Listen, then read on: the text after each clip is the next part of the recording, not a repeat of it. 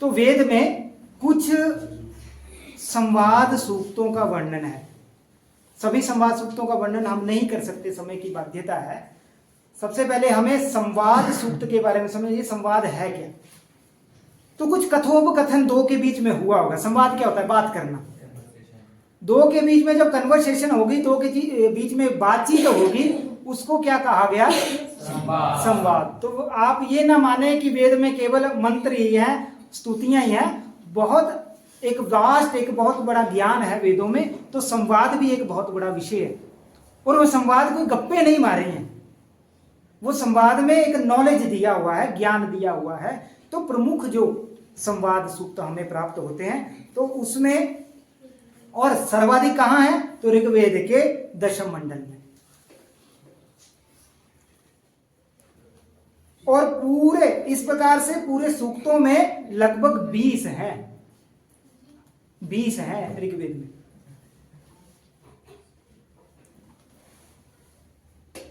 और ओल्डन वर्ग कहते हैं कि मैंने उस दिन भी कहा था कि विदेशियों ने बहुत वेदों का अध्ययन किया, और हम देखो ओल्डन वर्ग क्या मत पढ़ रहे हैं। तो ओल्डन वर्ग जो है वो इन संवाद सूक्तों को आख्यान सूक्त कहते हैं। उनका मानना है कि ये आख्यान सूक्त हैं। और डॉक्टर सिल्वा, डॉक्टर हाइटल, ये जो विद्वान है, इनकी दृष्टि में संवाद सूक्त नाटकों के अवशिष्ट अंश हैं। वो नाटक थे, उनके अवशिष्ट जो अंश हैं वो संवाद सूक्त बन गए हैं। तो इनका ऐसा मानना है। और विंटरनिट्स जो है वो कहते हैं संवाद सूक्त जो है वो वीर गति काव्य के अवशिष्ट नमूने हैं। ये उनके मत हैं, अलग अलग मत हैं जो मैंने आपके सामने रखे। अब पहला प्रमुख जो संवाद सूक्त हमें प्राप्त होता है वो है पुरूरवा उर्वशी संवाद। ये ऋग्वेद में ही है, और ऋग्वेद के दशम मंडल के 95वें जो सूक्त है वो उस सूक्त का नाम जो है पुरूरवा उर्वशी संवाद है। और इसकी विषय वस्तु क्या है? तो पुरूरवा और उर्वशी की प्रेम कहानी जो है, प्रेम कथा जो है, इस सूक्त में, इस संवाद सूक्त में वर्णित है। इस संवाद सूक्त में 18 मंत्र हैं। कितने मंत्र हैं? 18। कौन से संवाद सूक्त में?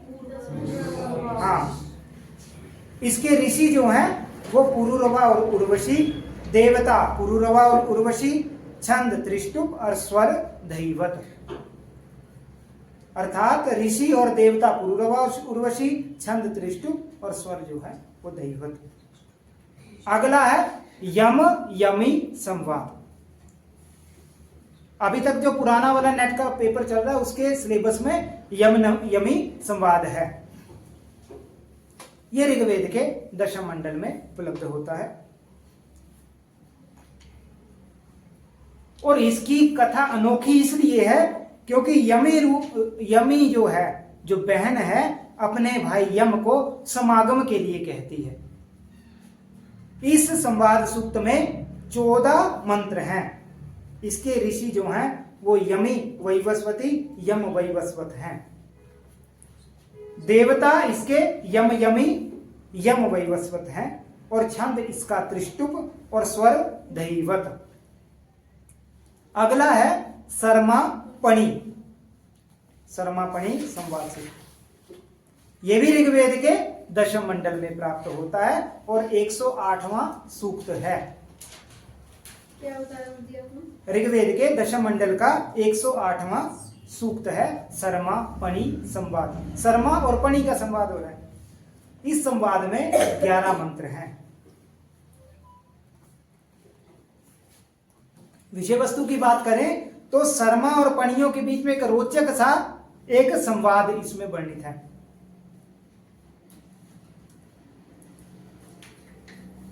और विषय वस्तु की ओर गहरा जाएं तो पणियों द्वारा जो आर्यों की गायें चुराई गई थी, इसमें क्या वर्णन आता है कि पणियों ने आर्यों की गायें चुरा ली हैं और उन गायों को उन्होंने कहां रख लिया? अंधेरी गुफा में रख दिया है। ऐसा ही वर्णन इस आख्यायिका में या इस संवाद सूक्त में आता है। ये सूक्त ऋग्वेदीय सामाजिक चित्रण को प्रस्तुत करता है कि समाज उस समय कैसा था। गाय पाली जाती थी, गाय को चोर भी लेते थे लोग।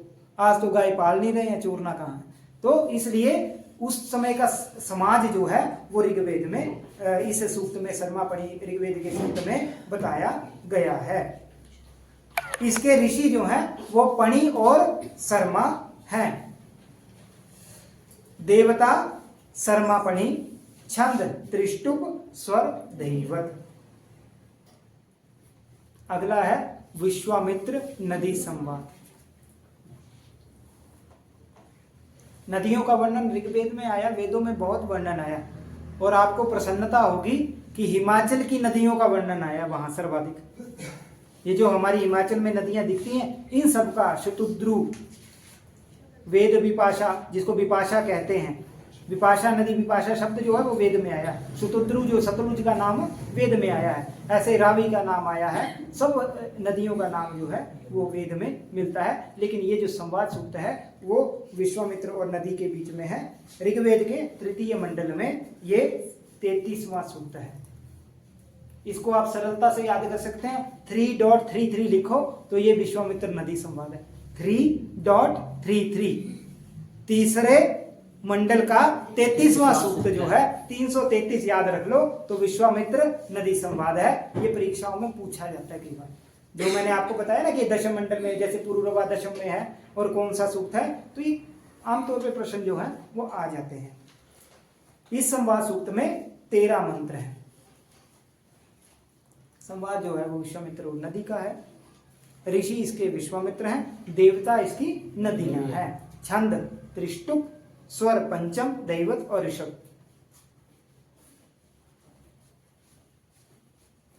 अब देखिए कुछ सूक्त जो हैं, अब संवाद सूक्त की बात हो गई है। वेदों के कुछ सूक्तों को दार्शनिक सूक्त भी कहते हैं। दृश्यते ज्ञायते इति दर्शनम। तो विशेष जो ज्ञान है, जो अपर ज्ञान है, जो लौकिक ज्ञान नहीं है, वही दर्शन है। जिसके द्वारा हम इस परलौकिक सत्ता को देखते हैं वही दर्शन है। तो दार्शनिक सूक्त भी हैं। जैसे मैंने पहले बताया कि पुरुष सूक्त जो है वो दार्शनिक सूक्त है, क्योंकि इसमें सृष्टि का आरंभ बताया है। अगला है हिरण्यगर्भ सूक्त, उससे अगला है नासदीय सूक्त। कई बार परीक्षाओं में पूछा गया कि दार्शनिक सूक्त कौन है। दूसरा सूक्त कौन सा बोला था? हिरण्यगर्भ। इस सूक्त को कई कर्मकांड करने वाले अपनी पूजा पद्धतियों में पढ़ते हैं। तीसरा नासदीय। और कई लोग इन्हें सृष्टि सूक्त भी कहते हैं। सृष्टि सूक्त। अब बच्चों ये जो वैदिक क्या है, हाँ, सृष्टि का वर्णन है तो इसे सृष्टि सूक्त कहते हैं। ये जो वैदिक वांग्मय है, इस वांग्मय को एक पुरुष के रूप में कल्पित किया गया है। एक पुरुष का स्वरूप दे दिया गया है। जैसे आपने राशियों के विषय में पढ़ा था, शीर्ष मुख बाहु हृदयोदरानी कोटि वस्ति गुह्य संज्ञानी उरुजान। हाँ, तो वहां शीर्ष से लेकर पाद तक का वर्णन के राशियों के विषय में कर दिया था। वैसे ही इस वैदिक पुरुष को दिखाया गया है और इसके जो विषय हैं उनको 6 भागों में बांट दिया गया। तो मेरे पीछे श्लोक जो है वो दोहराएंगे, लिखना चाहो तो लिख भी सकते हैं। छंदः पादौ तु वेदस्य, छन्दः पादौ तु वेदस्य, हस्तौ कल्पोऽथ पठ्यते, हस्तौ कल्पोऽथ पठ्यते, ज्योतिषामयनं चक्षुः, ज्योतिषामयनं चक्षुः, निरुक्तं श्रोत्रमुच्यते, निरुक्तं श्रोत्रमुच्यते, शिक्षाघ्राणं तु वेदस्य, शिक्षाघ्राणं तु वेदस्य, मुखं व्याकरणं स्मृतं, मुखं व्याकरणं स्मृतं, तस्मात् साङ्गमधीत्यैव, तस्मात् साङ्गमधीत्यैव, ब्रह्मलोके महीयते। ब्रह्मलोके महीयते। पाणिनि शिक्षा में ये सुंदर श्लोक आता है। पाणिनि बताते हैं कि छंदः पादौ तु वेदस्य, उस वेद रूपी पुरुष के पैर जो है वो क्या है, छंद है, अर्थात साहित्य है। अगर साहित्य नहीं होगा तो वेद चल नहीं पाएगा, ज्ञान चल नहीं पाएगा। इसलिए साहित्य जो है वो आधुनिकता का प्रतीक है। साहित्य जो है नई नई चीजें करता है, इसलिए वो चलने का प्रतीक है, अर्थात वेद पुरुष साहित्य के द्वारा, छंद के द्वारा चलता है। हस्तौ कल्पोथ पठ्यते। और वे वैदिक वाङ्मय में जो कल्प है, कल्प के विषय में भी अगली कक्षाओं में बताएंगे। कल्प में मुख्य रूप से जो आपकी यज्ञ वेदी इत्यादि निर्माण होता है, जिसमें यज्ञ होता है, यज्ञशालाओं का निर्माण होता है, वो इष्टि का निर्माण इत्यादि सब बताया गया। आप ये मान के चलिए कि जो आपका आर्कियोलॉजी है वो कल्पों में वर्णित है, या आपके जो डिजाइन बनाते हैं घरों के, वो कहाँ है? कल्प में वर्णित है। तो कल्प जो है वो उसका हाथ है, क्योंकि काम होगा तो हाथ से, यज्ञ वेदी बनानी है तो वो हाथ से होगा। तो हस्तौ कल्पोथ पठ्यते। ज्योतिषा मयनम चक्षुः। ज्योति ही, अब ज्योति है तो देखने का काम होगा, तो ज्योतिष जो है वो क्या है? वेद पुरुष की आंख है। आंख नहीं होगी तो चलेगा क्या? तो इसलिए आंख भी आवश्यकता है। ज्योतिषा मयनम चक्षु निरुक्तम श्रोत्र मुच्यते। और निरुक्त क्या है? सुनने की उसकी पावर है। निरुक्त क्या है? अर्थ है। वेदार्थ करता है निरुक्त, तो अर्थ तो कान से सुने जाएंगे, इसलिए उसको कान कहा गया। शिक्षा घ्राणम तु वेदस्य। शिक्षा क्या है? तो घ्राण। अब पाणिनि शिक्षा भी एक प्रकार की शिक्षा है, तो सब वेदों की शिक्षाएं हैं, तो शिक्षा क्या है? उसकी घ्राण है। मुखम व्याकरणम स्मृतम। और उच्चारण जो है वो मुख से होगा, वो कौन करवाएगा? व्याकरण करवाएगा। तो मुखम व्याकरणम स्मृतम। इसके बाद कह रहे हैं तस्मात् सांगमदित्येव। इसलिए अब ये बात आपको भी अपने जीवन में लानी चाहिए। एक को पढ़ के, पाणिनि कह रहे हैं पूरा नहीं पढ़ेगा, पाणिनि व्याकरण वाले हैं, फिर भी कह रहे हैं तस्मात् सांगमदित्येव, अंग सहितम सांगम। इसलिए सांग वेद को पढ़ो, अर्थात ये 6 अंग जो हैं इनको सबको पढ़ो, तभी आपको ब्रह्मलोक की प्राप्ति होगी। ब्रह्मलोक तभी मिलेगा अगर इसको सांग पढ़ेंगे। वैदिक को एक आप व्याकरण पढ़ लेते हैं तब भी कुछ नहीं बनेगा, ज्योतिष पढ़ेंगे तब भी कुछ नहीं बनेगा, सारा पढ़ेंगे तब आपको ब्रह्मलोक की प्राप्ति होगी। तो कौन से 6 अंग बने? छंद। हाँ, छंद। दूसरा कल्प, ज्योतिष, सभी बोलिए। हाँ, निरुक्त, आगे व्याकरणम, आगे शिक्षा। हाँ, हो गए सारे। हाँ, तो ये सारे आपको याद करने चाहिए। और पाणिनि शिक्षा में वेद पुरुष के अंग जो है वो वर्णित हैं। छंद वेद पुरुष के चरण, कल्प हाथ, ज्योतिष नेत्र, निरुक्त श्रोत्र, शिक्षा नासिका, और व्याकरण जो है वो इसका मुख हो गया। कर्मकांड व यज्ञ अनुष्ठान के ज्ञान के लिए वेदांग कल्प का महत्व है। कर्मकांड करना या यज्ञानुष्ठान करना, जो मैंने बताया आपको, यज्ञ वेदी इत्यादि कल्प में वर्णित की जाएगी। वैदिक पद जो आए हैं, वेदों के जो शब्द आए हैं, उनका प्रकृति प्रत्यय कौन बताएगा? तो उसके लिए व्याकरण की रचना होगी, प्रकृति और प्रत्यय। अब वेदों में शब्द प्रयुक्त हुए हैं, उनका अर्थ भी तो चाहिए, तो अर्थ कहां से आएगा? निरुक्त से। अब वैदिक मंत्र है तो गाए भी जाएंगे, तो गाने के लिए छंद है, और छंद जो है वो उनको चलाने के लिए, छंदों को बताने के लिए छंद शास्त्र की रचना हुई। और इसके आचार्य जो है पिंगल है। वैदिक आचार्य जो है, प्रथम आचार्य कौन है? वो पिंगल। अब यज्ञानुष्ठान होगा तो समय भी देखना पड़ेगा, मुहूर्त भी देखना पड़ेगा, तो इसलिए ज्योतिष शास्त्र को बनाया गया।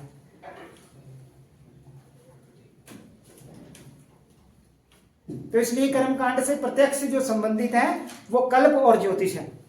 इन दो के बिना तो यज्ञ की कल्पना ही नहीं कर सकते हैं। एक तो यज्ञ वेदी नहीं बनेगी, आपका यज्ञ कुंड नहीं बनेगा तो यज्ञ नहीं हो सकता, और समय नहीं दिखाएंगे तो यज्ञ कब होगा? तो इसलिए कल्प और ज्योतिष जो है वो इससे डायरेक्ट संबंध है। और जो पाठ से संबंधित है वो है शिक्षा, व्याकरण, निरुक्त और छंद। आप समझ गए? एक क्रिया से संबंधित है, एक यज्ञ करने से, और एक बोलने से संबंधित है। तो बोलने में कौन कौन से आए? शिक्षा, व्याकरण, निरुक्त और छंद। समझ में आ गया? ये बात समझ में आई कि जब वाचन करेंगे उसको कौन प्रभावित कर रहे हैं? तो छंद प्रभावित करेगा कि गाना कैसे है, उसका निरुक्त अर्थ प्रभावित करेगा, व्याकरण प्रभावित, शुद्ध अशुद्ध जो है वो व्याकरण बताएगा, और शिक्षा बताएगी। शिक्षा, उसका पूरा ज्ञान जो है वो शिक्षा के द्वारा होगा। और जो चीजें हमें चाहिए और जो काल चाहिए वो कल्प और ज्योतिष हमें बताएंगे। अब वेदांग साहित्य जो है वो उसके ग्रंथ और ग्रंथकारों का क्या महत्व है या क्या काल है वो आपको बताने जा रहा हूं। वेदांग ज्योतिष के कर्ता जो हैं वो लगधाचार्य, ज्योतिष के पहले आचार्य जो हैं वो कौन है? लगधाचार्य। और जिनका समय बताने का प्रयास करते हैं कि 1400 ईसा पूर्व से 800 ईसा पूर्व।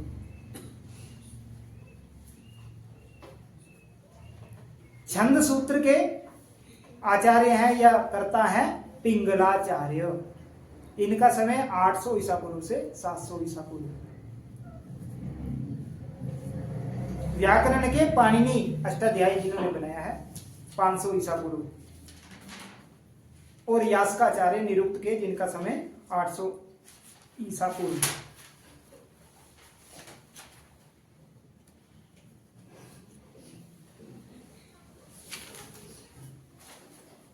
तो शिक्षा की बात करें तो स्वर व्यंजन आदि उच्चारण विधि जो है, स्वर व्यंजनों की जो उच्चारण विधि है वो जिस ग्रंथ में बताई है वो शिक्षा ग्रंथ है। मैं आपके सामने एक उदाहरण प्रस्तुत करता हूं। व्याघ्री यथा हरेत पुत्रान दृष्टाभ्याम न च पीड़ये भीता पतन भेदाभ्याम तद्वत् वर्णान प्रयोजये। कि जैसे शेरनी अपने बच्चे को पकड़ती है, वो इतना कसती नहीं है कि उसको पीड़ा हो जाए, लेकिन इतना ढीला भी छोड़ेगी कि वो नीचे गिर जाए। तो पाणिनि कहते हैं कि तद्वत् वर्णान प्रयोजयेत, वर्णों का उच्चारण इस तरह करना है। तो ये कहां बताया? शिक्षा में बताया। तो शिक्षा का काम इतना है कि उच्चारण विधि बतानी है। और इसके 6 विषय हैं। 6 विषय कौन से हैं? वर्ण, स्वर, मात्रा, बल, साम और संतान। ये 6 इसके विषय हैं। अब जो वर्ण है, वर्ण में वर्णों आदि का उच्चारण, क ख ग अ आ इनका उच्चारण। स्वर अर्थात उदात्त है ना, अनुदात्त है ना, स्वरित। अब इसके बाद मात्रा, तो मात्रा आया ऊष्ट ऊष्ट ऊष्ट। मुर्गा जैसे बोलता है, मुर्गा जो है वो तीनों मात्राओं में बोलता है ना, कुकुड़ू क्रू। तो अब तीनों में बोला ना उसने, तो इसलिए मात्रा क्या है? ह्रस्व, दीर्घ और प्लुत। बल क्या है? तो स्थान और प्रत्यय, बलाघात जिसको बोलते हैं। उच्चारण स्थान होंगे, 8 उच्चारण स्थान है हमारे। और प्रयत्न भी होता है उसमें। तो इसमें 2 चीजें आती हैं बल में, स्थान और प्रयत्न। साम में दोष रहित और माधुर्य आदि गुण के अनुसार उच्चारण। साम क्या बता रहे हैं? कि दोष रहित उच्चारण। और संतान क्या है? तो संतान में संहिता, परह सन्निकर्ष संहिता, संधि को संहिता बोलते हैं। तो संहिता के नियमों के अनुसार उच्चारण, जैसे यदि अपि यद्यपि। अब इसको हमें इकह स्थाने यण करना ही पड़ेगा, यह बोलना ही पड़ेगा तब, इसलिए संधि के नियमों का जो है उस हिसाब से हमने उच्चारण करना है।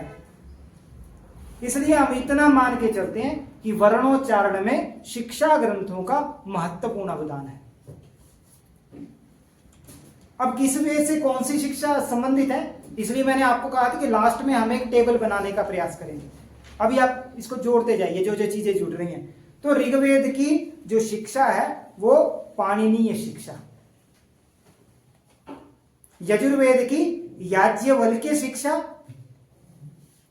जिसको आप याज्ञवल्क्य शिक्षा भी कह सकते हैं, वासिष्ठी शिक्षा, और तीसरी है भारद्वाज शिक्षा, याज्ञवल्क्य शिक्षा,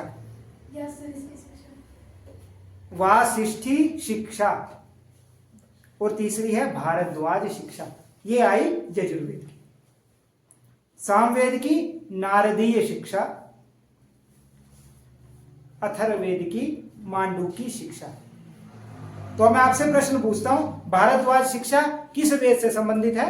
यजुर्वेद। सामवेद की शिक्षा कौन है? न पाणिनीय शिक्षा किससे संबंधित है? ऋग्वेद। मांडू की शिक्षा किससे संबंधित है? अथर्ववेद। अथर्ववेद। तो प्रातिशाख्य किससे संबंधित है? हाँ जी, वो जो प्रातिशाख्य है वो आगे आएगा, प्रतिशाखी के बारे में। तो पाणिनीय शिक्षा के अनुसार वर्णों के 8 उच्चारण स्थान है।